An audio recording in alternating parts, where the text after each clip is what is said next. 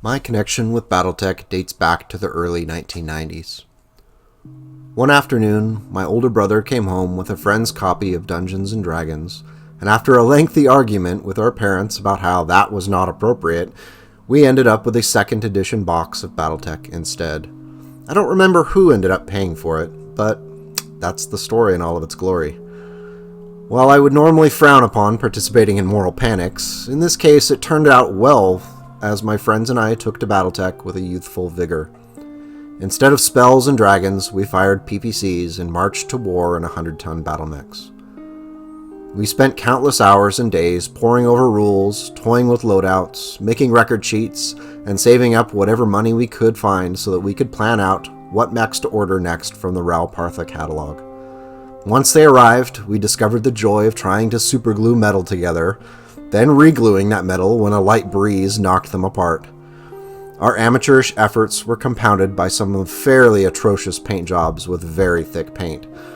We digested the novels quickly, even the terrible one involving bird aliens, and even years later, many are still an enjoyable read. It was silly, and they were really some of my favorite moments of the early teen years. BattleTech was more than just a game to us. It provided an entertainment where we could build trust, respect, and lifelong friendships. This video is intended to be a bit of a love letter for a game that has brought me so much joy over the years. As I enter my 40s, and with BattleTech's 40th not far behind, I want to reflect a little bit on why the game has persisted in the hearts and minds of so many gamers. First published in 1984's Battle Droids, BattleTech has been a beloved tabletop war game through many different versions, updates, legal troubles over mech designs, and even a video game series that has itself become a cherished brand.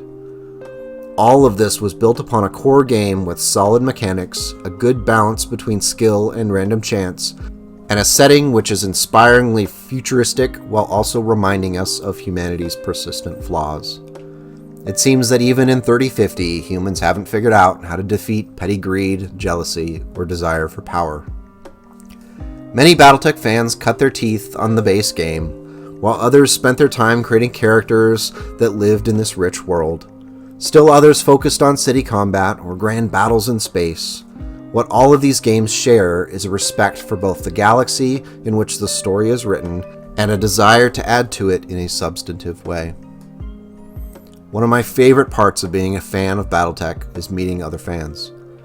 It is almost universally a positive experience, with people who are eager to not only share their passion for the game, but also share stories from battles once waged decades ago. Everyone seems to have a story about that severely damaged battle mech taking one last desperate shot at an opponent and catching a lucky headshot. As often as I hear it, I smile every time because in so many ways it reminds me of those same moments I was blessed to experience during my formative years. In an attempt to quantify or maybe just simplify the reasons why I personally find BattleTech to be so awesome, I have assembled a little list here of the main reasons why I think BattleTech is so great. The first one I've kind of referenced already is the game system itself. The solid mechanics of BattleTech have made it a functional, enjoyable game for almost 40 years. You really cannot say that about very many other games. The next aspect of BattleTech that I think really pulls the game and gives it some longevity is the lore itself.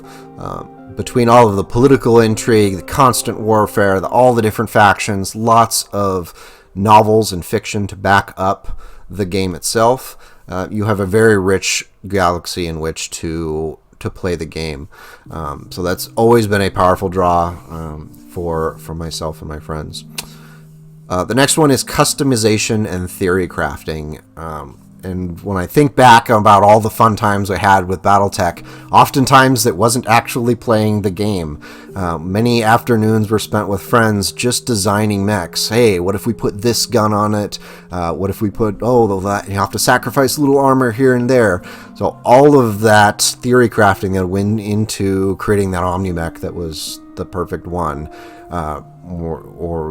Making sure it was hitting the right thing with the point system so you could carry it, bring that mech in and with something else you wanted to bring. All of that really created a depth of enjoyment that wasn't just actually rolling dice and marking damage. The next category is the community, and I kind of mentioned it before already, but that passion that BattleTech fans have is like nothing I've seen in any other game ever. They genuinely care about this game, and they love to share it with others. And that means anybody who wants to know more about BattleTech. So that's really an amazing thing, and that kind of positivity, it's infectious, and I love to see it. So I've been to conventions before where Catalyst has set up stores, and just people are there so friendly, so willing to share, and they want you to love BattleTech as much as they love BattleTech, and that is just amazing. All right, the very last category I want to hit here is the mechs. And when I asked this question on Twitter, why people like BattleTech, this was a very common response, that we just love the mechs. Big stompy robots. Who doesn't love big stompy robots? So you knew this was going to be one, probably deep down in your heart if you're a BattleTech fan as well. The mechs draw you to it. The great designs that we've seen over years. There's some of these mech designs that are instantly identifiable by fans. You can name them decades later because they've just been so ingrained in you as a fan. You know what that Locust looks like at a glance. You could spot that Archer. You can look at that Warhammer 2C. Yep, that's it. Artists like the late great Jim Holloway created iconic pieces of art that set the stage for countless campaigns and adventures. So looking back at all of those source books that had the really cool art in them, that even if it was just black and white line art in most of the technical manuals, still it really did add a richness to the IP.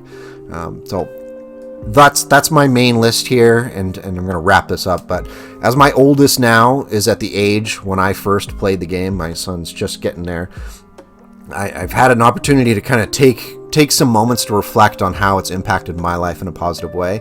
And I really do plan to hopefully pass on that love for BattleTech to the next generation, because I want this to continue. I don't want this to end with those Gen Xers who grew up playing the game, because it really is an amazing IP, and we would all do well to pass it on to the next generation.